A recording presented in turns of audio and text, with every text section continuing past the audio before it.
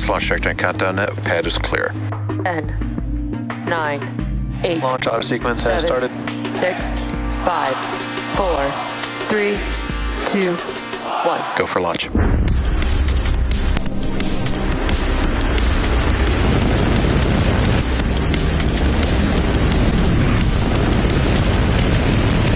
Vehicle is supersonic. Stage separation confirmed.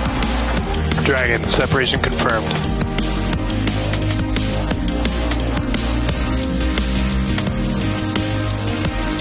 Stage 1 is transonic. Landing legs have deployed. And Falcon 9 has landed. Welcome to the webcast for the Transporter 11 mission, SpaceX's 80th launch of 2024.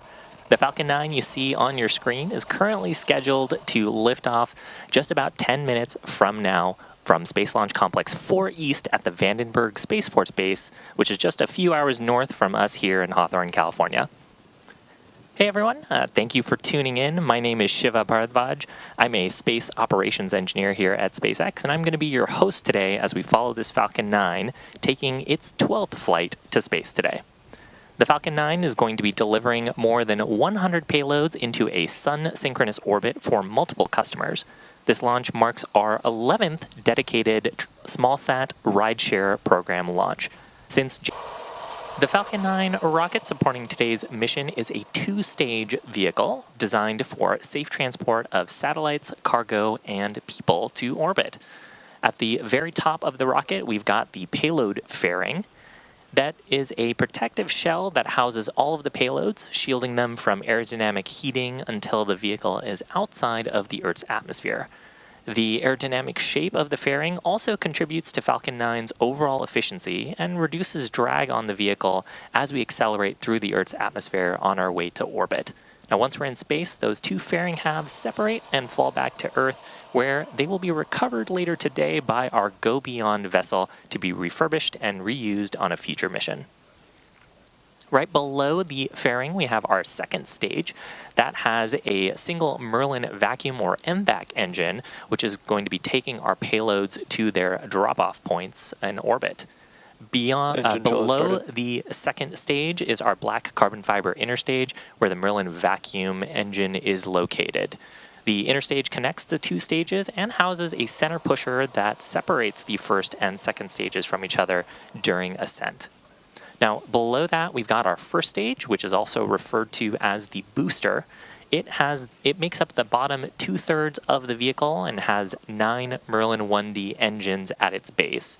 Those Merlin 1D engines generate more than 1.7 million pounds of thrust. Now, SpaceX is working to certify our Falcon 9 boosters to be reflown for up to 40 flights, and today we actually have several boosters that have completed more than 20 flights each. The first stage supporting today's mission is flying for its 12th time, having previously flown the SDA-0A, Sarah 2, and 9 Starlink missions. Now, about 2.5 minutes into flight, the first stage will separate and make its way back to Earth to attempt a land landing at LZ-4, which is on your screen. That's a site not too far away from today's launch pad. Because this is a return to launch site, or RTLS landing, during re-entry when the booster slows down from supersonic speeds, people in the immediate area may hear a brief double clap of a thunder-like sound, which is referred to as a sonic boom. Now, to date, we have landed Falcon 9 339 times, and we're going to be listening for that sonic boom today as the first stage returns to landing zone 4, hopefully for its 340th landing of an orbital class rocket.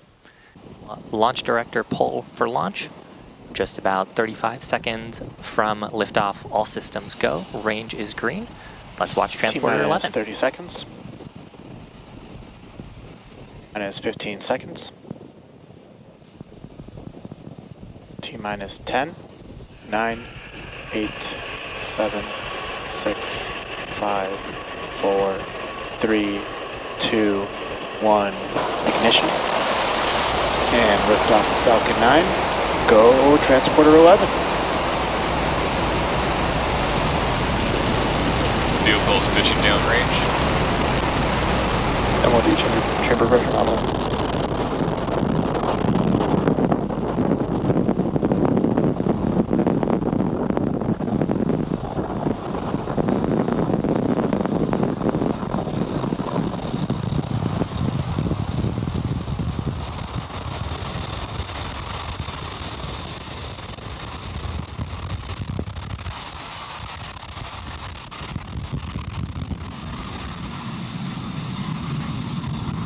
"45 seconds into flight, Power beautiful and telemetry view nominal. of the California coast at Vandenberg.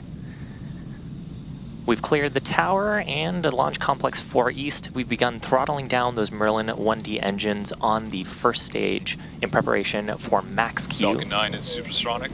That's the point of maximum aerodynamic stresses during ascent. Max Q. And with that, we've got 5 events coming up back to back. The first of those is going to be Main Engine Cutoff, or MECO. That's where we'll shut down all 9 of the Merlin 1D engines in preparation for stage separation. The center pusher will separate the first and second stages. Simultaneously, the first stage will begin a flip maneuver to start making its way back for its landing attempt, while the second stage starts up its Merlin vacuum engine for SES-1 to take our transporter satellites to orbit. Finally, there'll be the start of the boost back burn on the first stage. That's going to be the first stage lighting its Merlin 1D engines to make its way back towards land and a land landing at landing zone 4. So coming up, MECO, followed by stage SEP, the flip maneuver, second engine start, and boost back.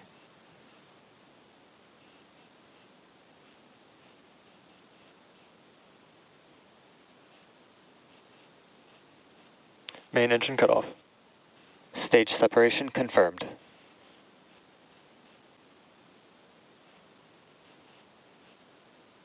MVAC ignition. Stage 1 boost back startup.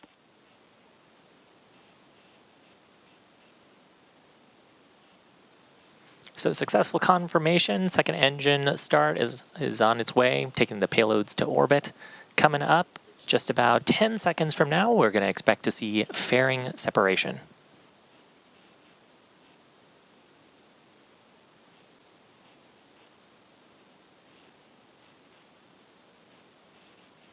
Fairing separation confirmed. And there is successful confirmation of fairing separation. You can also get a good view of the payloads flying on today's mission. And a great shot there, you can see a fairing half returning back towards the California coast. As a reminder, we will be recovering those fairings and refurbishing them for use on a future mission. Activity, which will be the entry burn starting at around the T+6 minute mark. You can see the grid fins deploying on the first stage. We're seeing some white gas there. That's expected on the left-hand side of your screen. Those are our attitude control system that is helping orient the stage to get the heat shield pointed in the right direction for the upcoming entry burn. Used to slow down the vehicle as we start getting into the denser parts of the Earth's atmosphere. That helps us slow down the vehicle a little bit faster than if we were just using the drag from aerodynamic forces, and that would add a bunch of stress to the vehicle. So this helps us make the entry a little more gentle and helps us to refurbish and reuse the boosters more easily for future missions. Following the entry burn, we'll expect to do a landing burn, but that'll be much closer to our landing zone.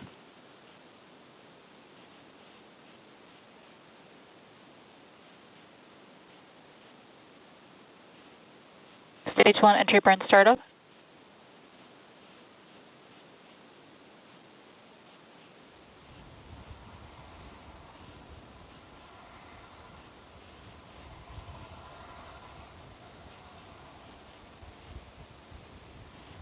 And there's a successful Stage startup 1 entry burn shutdown. and shutdown of the entry burn 3 of the Merlin 1D engines. Now the stage is going to be orienting itself towards its next major milestone, which is going to be the landing burn. We'll ignite just a single Merlin engine. Stage 1 FTS has saved. Now that landing burn will rapidly bring the stage's speed down to 0. Landing legs will deploy and we'll hopefully see a nice soft touchdown at landing zone 4. That's just a short distance away from the launch pad. It'll mark the 12th flight and recovery for this booster if we're successful.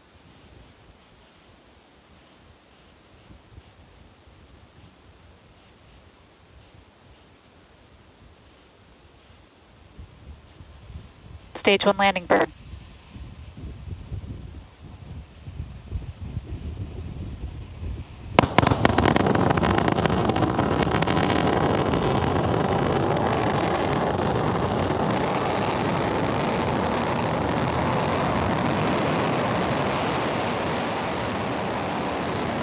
Landing leg deployed.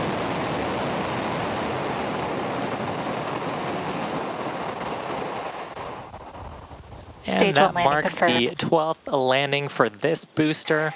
It marks SpaceX's 340th landing of an orbital class rocket. Next up, just about 20 seconds, will be the Merlin vacuum shutdown, SECO, second engine cutoff number 1. And vac shutdown.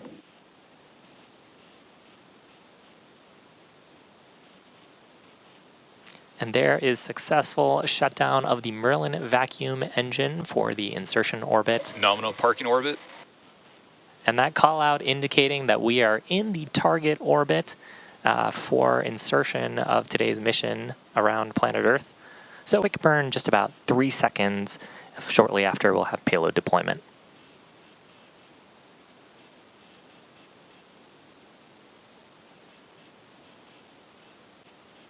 And just awaiting confirmation from the ground teams that we had SES. It would have happened during this scheduled period. And of course, our telemetry depends on the ground station coverage that we have access to. So we're waiting for insight from the teams here. And good confirmation of that second engine start number 2. So coming up next is payload deployment just a few minutes from now. The first block of our payload deployments. Again, about 2/3 of our deployments are happening during this first pass, and then we'll have a second block after 2 more Merlin vacuum burns later in the mission. GAINDESAT-1A deploy confirmed. Rata Siru-1 deploy confirmed. FISAT-2 deploy confirmed.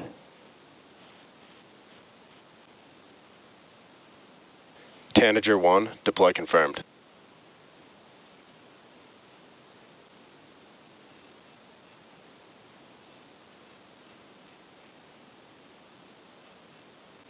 NewSat-49 deploy confirmed.